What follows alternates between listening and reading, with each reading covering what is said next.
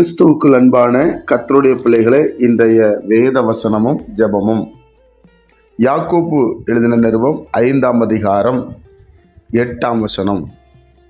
நீங்களும் நீடிய பொறுமையோடு இருந்து உங்கள் இருதயங்களை ஸ்திரப்படுத்துங்கள், கர்த்தரின் வருகை சமீபமாயிருக்கிறதே. என் அன்பு கர்த்தருடைய பிள்ளைகளே, ஆண்டவராய் இயேசு கிறிஸ்துவோடு இருந்த சீசர்கள் இயேசு கிறிஸ்துனுடைய வருகை குறித்து எழுதி கொண்டே இருக்கிறார்கள். நமக்கு ஞாபகப்படுத்தி கொண்டே இருக்கிறார் பரிசுத்த ஆவியானவர். இயேசு சீக்கிரமாய் வரப்போகிறார். அதனால நீடிய பொறுமையாய் இருந்து உங்கள் இருதயங்களை ஸ்திரப்படுத்துங்கள் என்று சொல்லப்பட்டிருக்கிறது. நம்ம இருதயம் ஸ்திரப்பட வேண்டும். இயேசு வரும்போது குற்றமற்ற இருதயமாய் இருக்க வேண்டும், குற்றமற்ற சிந்தையாய் இருக்க வேண்டும். நாம் இயேசுவோடு வாழப்போகிறோம். அதனால நியாயாதிபதி இயேசு கிறிஸ்து பூமிக்கு வருகிறார் பிரியமானவர்களே. அதனால இயேசுவோடு இருந்த சீசர்கள் இப்படி எழுதுகிறார்கள், நீடிய பொறுமையாக இருங்க, அவசரப்படாதீங்க, பதஷ்டப்படாதீங்க, உங்கள் இருதயங்களை ஸ்திரப்படுத்துங்க. இருதயம் அங்கலாய்த்து கொண்டிருக்கலாம். எதிர்காலத்தை குறித்த காரியங்கள், பல விஷயங்களை குறித்து இருதயம் அங்கலாய்த்து கொண்டிருக்கலாம். என் அன்பு தேவனுடைய பிள்ளைகளே, நீங்கள் நீடிய பொறுமையாக இருந்து உங்கள் இருதயங்களை கர்த்தருக்குள்ளே ஸ்திரப்படுத்துங்கள்.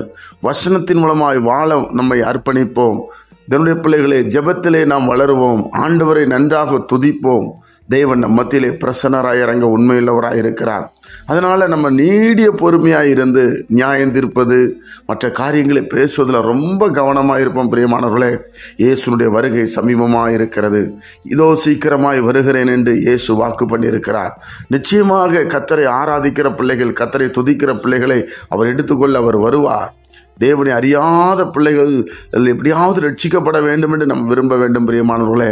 அதனால நீடிய பொறுமையாக இருந்து காலத்துக்கு முன்பே யாரையும் நியாயம் தீர்க்காதபடி நிதானமாய் செயல்பட, அன்பாய் செயல்பட, ஒருவர் கர்த்தருடைய நாமத்தினாலே அன்பாயிருக்க தேவன் நம்மை அழைக்கிறார் பிரியமானவர்களே.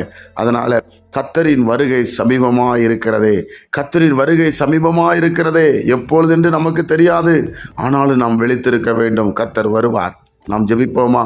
பரிசுத்த பிதாவே, உம்முடைய குமாரன் இயேசு கிறிஸ்துவின் நாமத்தில் வருகிறோம். எப்படி இயேசு கிறிஸ்து மரித்து உயிரோடு எழும்பி போனாரோ அதே போல திரும்பி வருவார் என்று வேத புஸ்தகம் எங்களை சொல்லுகிறது. அந்த வருகையை நாங்கள் எதிர்பார்த்து நிற்க எங்களை கிருபை செய்யும். கரை திரை பிழையற்றவர்களாய் வாழ எங்களை ஒப்பு கொடுக்கிற ஆண்டவரே, நீங்கள் எங்களை பரிசுத்தப்படுத்துங்க. எங்களை தாழ்த்தி விட கரத்தில் ஒப்பு கொடுக்கிறோம். துதிகன மகிமையிலான ஒருவரை எடுத்துக்கொள்ளும். இப்போ இயேசுவின் மூலம் ஜெபிக்கிற நல்ல பிதாவே, ஆமேன்.